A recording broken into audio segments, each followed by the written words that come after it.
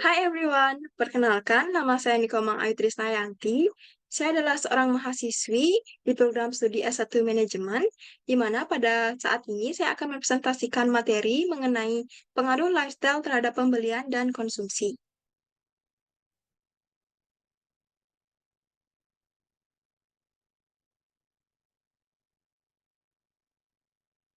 Apa itu lifestyle? Lifestyle atau gaya hidup adalah bagian dari kebutuhan sekunder manusia yang bisa berubah tergantung zaman atau keinginan seseorang untuk mengubah gaya hidupnya. Istilah gaya hidup pada awalnya dibuat oleh seorang psikolog yang berasal dari Austria yang bernama Alfred Adler dan Ferdinand de Boer pada tahun 1929. Gaya hidup atau lifestyle biasanya digunakan oleh seorang individu untuk mengekspresikan dirinya, baik melalui keseharian, gaya hidup, ataupun kesukaannya. Selanjutnya yaitu pembelian. Pembelian merupakan kegiatan utama untuk menjamin kelancaran transaksi penjualan yang terjadi dalam suatu perusahaan. Dengan adanya pembelian, perusahaan dapat secara mudah menyediakan sumber daya yang diperlukan organisasi secara efisien dan efektif. Pembelian ini dipengaruhi oleh dua faktor, yaitu faktor needs, yaitu kebutuhan, dan faktor wants, yaitu keinginan. Faktor needs merupakan suatu faktor yang harus dipenuhi oleh seorang individu untuk kelancaran hidupnya. Karena apabila salah satu dari faktor needs ini tidak dipenuhi, maka mungkin saja kehidupan dari seorang individu tersebut tidak akan berjalan dengan baik. Contoh dari faktor needs ini seperti kebutuhan sandang, pangan, ataupun papan. Sedangkan untuk faktor wants ataupun keinginan merupakan suatu faktor yang tidak harus dipenuhi oleh seorang individu. Misalnya, apabila seorang individu tersebut memiliki ketertarikan terhadap warna pink, apabila ia melihat benda ataupun sesuatu berwarna pink, kemungkinan ia akan memiliki ketertarikan untuk membeli benda tersebut. Padahal, sebenarnya individu tersebut tidak memerlukan benda tersebut, ataupun mungkin individu tersebut sudah memiliki barang yang sama ataupun produk yang sama, namun dalam warna yang berbeda. Selanjutnya yaitu konsumsi. Konsumsi merupakan suatu kegiatan yang bertujuan untuk mengurangi atau menghabiskan barang dan jasa dalam rangka pemenuhan kebutuhan dan kepuasan secara langsung. Konsumsi ini dapat terjadi setelah pembelian terjadi terlebih dahulu, di mana pembelian ini dipengaruhi oleh dua faktor tadi, yaitu faktor needs, yaitu kebutuhan, dan faktor wants, yaitu keinginan. Selanjutnya, yaitu faktor-faktor yang mempengaruhi lifestyle. Yang pertama, yaitu kelompok referensi, yaitu kelompok yang memberikan pengaruh langsung atau tidak langsung terhadap sikap dan perilaku konsumen. Yang kedua, yaitu kelas sosial, yaitu kelompok yang tersusun di mana para anggota dalam setiap jenjang tersebut memiliki nilai, minat, dan tingkah laku yang sama. Yang ketiga, keluarga. Keluarga memegang peranan dalam pembentukan sikap dan perilaku konsumen. Hal ini karena pola asuh orang tua akan membentuk kebiasaan anak yang secara tidak langsung mempengaruhi pola hidupnya. Yang keempat, yaitu kebudayaan. Kebudayaan meliputi pengetahuan, kepercayaan, kesenian, moral, hukum, adat istiadat, dan kebiasaan-kebiasaan yang diperoleh konsumen sebagai individu yang merupakan bagian dari anggota masyarakat. Selanjutnya yaitu pengaruh lifestyle pada proses pembelian. Yang pertama, pengaruh pada kesadaran dan penilaian produk, yaitu gaya hidup seseorang dapat mempengaruhi kesadaran mereka terhadap produk atau layanan tertentu. Misalnya, individu dengan gaya hidup yang aktif dan sehat mungkin lebih cenderung mencari produk-produk yang mendukung gaya hidup mereka, misalnya seperti makanan organik ataupun sesuatu yang berhubungan dengan olahraga. Yang kedua, yaitu pengaruh pada proses pencarian informasi. Gaya hidup dapat mempengaruhi cara seseorang untuk mencari informasi tentang produk atau layanan yang sedang mereka perlukan.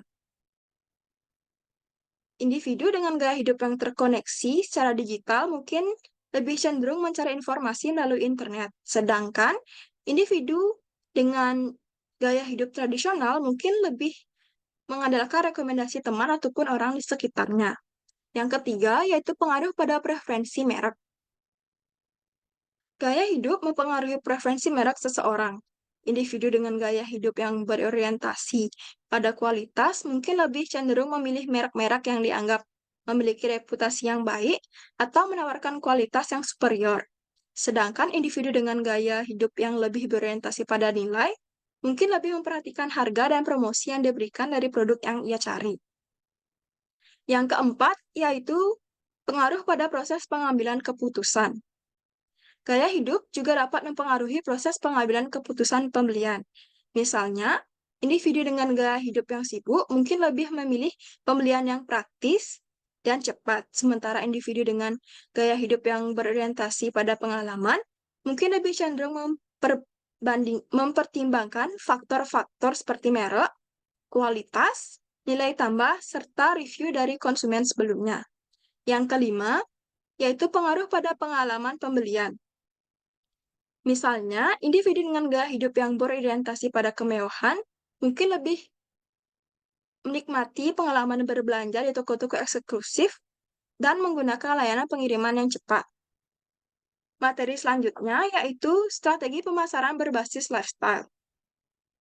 Segmentasi, yaitu mengidentifikasi dan memahami segmen pasar berdasarkan gaya hidup. Yang kedua, penetapan target, memilih segmen yang paling sesuai dengan produk atau layanan yang diinginkan oleh konsumen. Yang ketiga, yaitu positioning, yaitu menciptakan citra dan identitas merek yang selaras dengan lifestyle dari target pasar. Yang keempat, yaitu bauran pemasaran. Pengembangan produk, harga, distribusi, dan komunikasi yang relevan dengan gaya hidup pelanggan.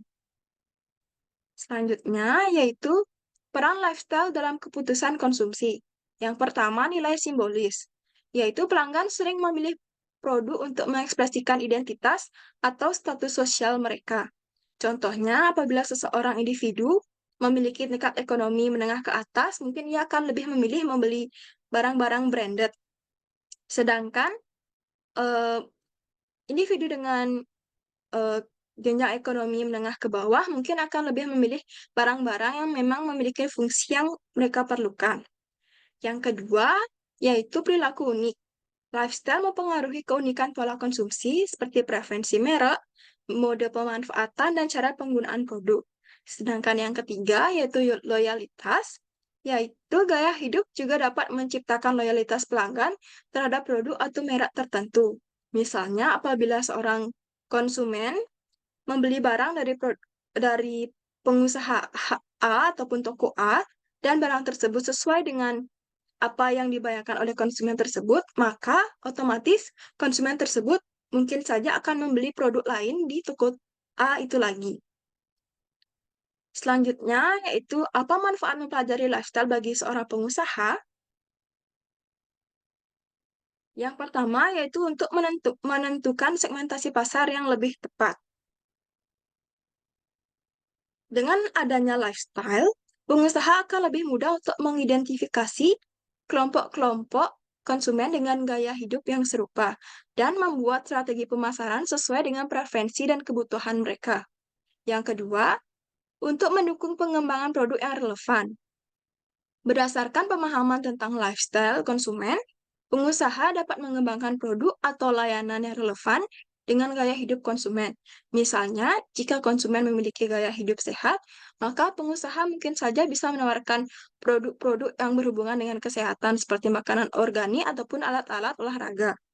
Yang ketiga, untuk lebih mempersonalisasi pesan pemasaran.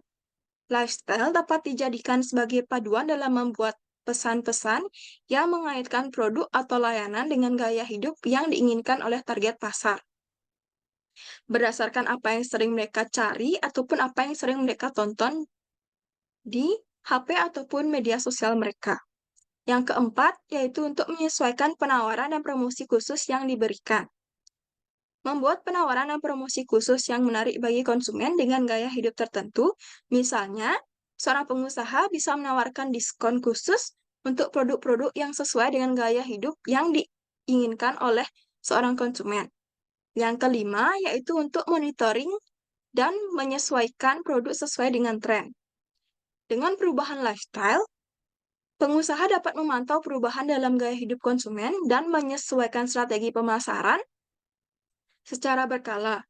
Hal ini memungkinkan pengusaha untuk tetap relevan dan responsif terhadap perubahan tren dan preferensi konsumen.